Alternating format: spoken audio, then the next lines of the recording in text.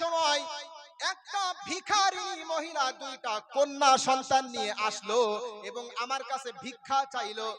আম্মাজান আয়েশা রাদিয়াল্লাহু তাআলা আনহা বলছেন, আমার কাছে দেওয়ার মতো কিছু ছিল না, শুধু একটি মাত্র খেজুর ছাড়া আর কিছু ছিল না।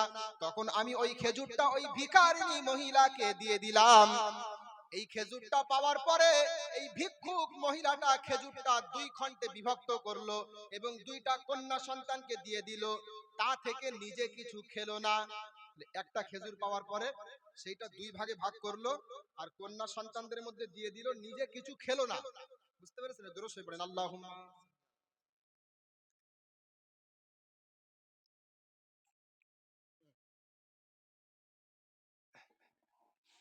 তাহলে আম্মাজান আয়েশা যখন খেজুরটা তার কাছে দিল, সে নিজে খেলো না, দুইটা খেজুর দুইটা ভাগে ভাগ করে কন্যা সন্তানদের মধ্যে দিয়ে দিল।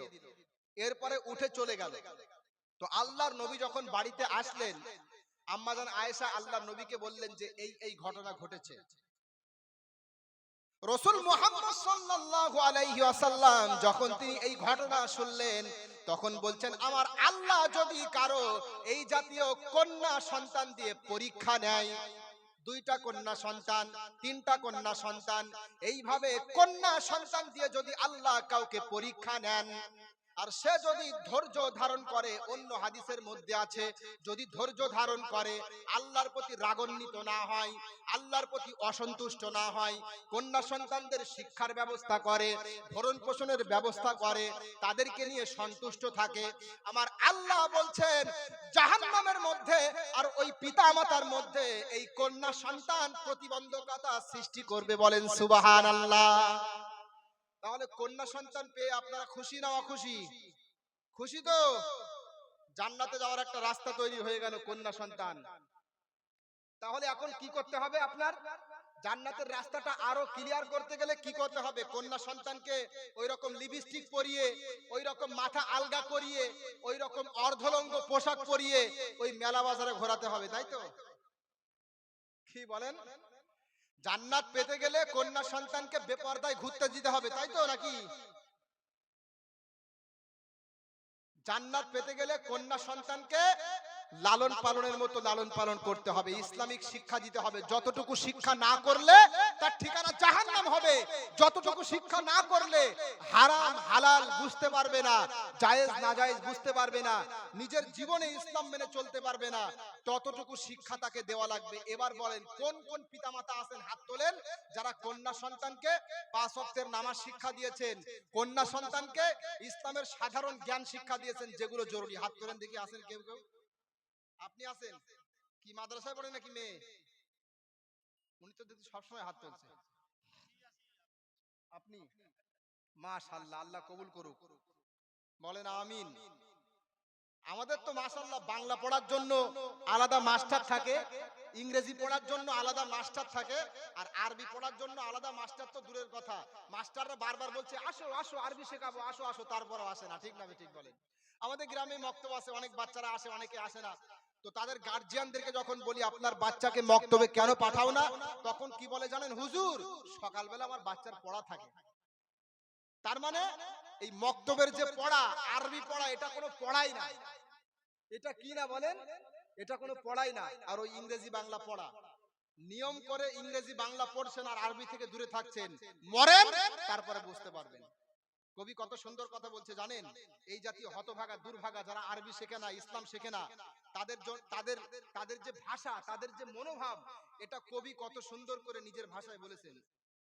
নিয়ম করে বাংলা পড়ো, ইংলিশে বেশ গল্প করো, আরবি এখন হয় না শুধু পড়া, আরবি এখন তোমার কাছে লাগে ভীষণ কড়া, আরবি এখন তোমার কাছে লাগে ভীষণ কড়া।